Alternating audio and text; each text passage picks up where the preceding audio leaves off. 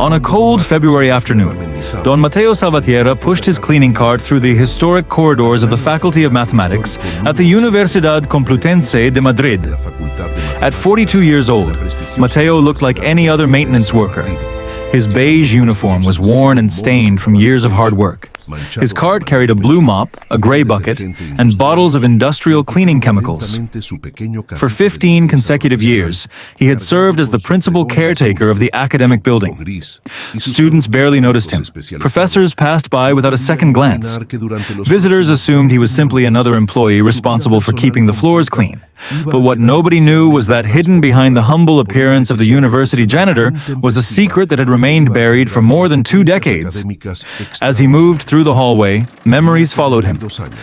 "I've been the principal concierge here for 15 years," he often told new employees. "I know this place better than anyone." And it was true. He knew every classroom, every staircase, every lecture hall, every forgotten corner of the ancient building. 6 years earlier, he had stood in the same corridor beside his daughter before she left for university. "Feels like yesterday and a lifetime ago," he had whispered. "You ready for New Year?" he asked her. "Yeah, Dad, thank you." That simple conversation had remained one of his most treasured memories, but today would become unforgettable for a very different reason. Inside Amphitheater number 7, one of the university's most respected mathematics symposiums was taking place. The room was packed. Distinguished professors, doctoral students, researchers, and international guests filled every seat. At the front stood renowned mathematicians presenting their latest research. As you can see here, the curvature tensor directly reflects the manifold's properties in higher dimensions. This proves the theorem. Applause followed. Another scholar approached the podium, and therefore, the theorem remains for now unsolved. "Thank you." Again, applause echoed through the hall. The moderator smiled. "A truly fascinating session. Thank you, everyone." Then came the topic that had dominated mathematical circles for years. The unsolved theorem represents one of the most complex mathematical problems attracting international academic attention. The audience listened carefully. One senior professor stepped forward and adjusted his glasses. "I personally consider this theorem completely impossible to prove using current modern functional analysis tools. Every attempt has failed systematically. So, who among you is brave enough to take this on? I'm waiting." Laughter spread through the audience. Most considered the challenge impossible. Others considered it academic suicide. The discussion continued. "The symposium this semester is proving rather dull. Don't you agree?" "Entirely," another professor replied. "I much preferred Professor Vargas's seminar last year." Meanwhile, unnoticed by everyone, Mateo quietly entered the amphitheater. He was there to perform a routine cleaning inspection. Nothing unusual, nothing remarkable.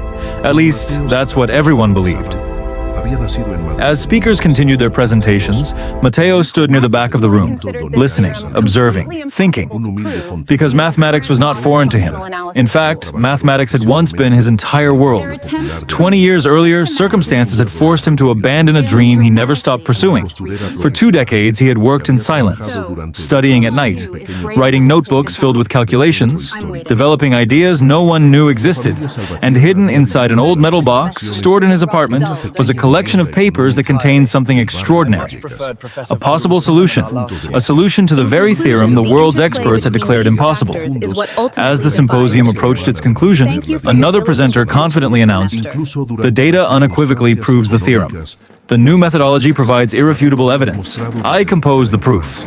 Several professors exchanged skeptical looks. The room buzzed with debate.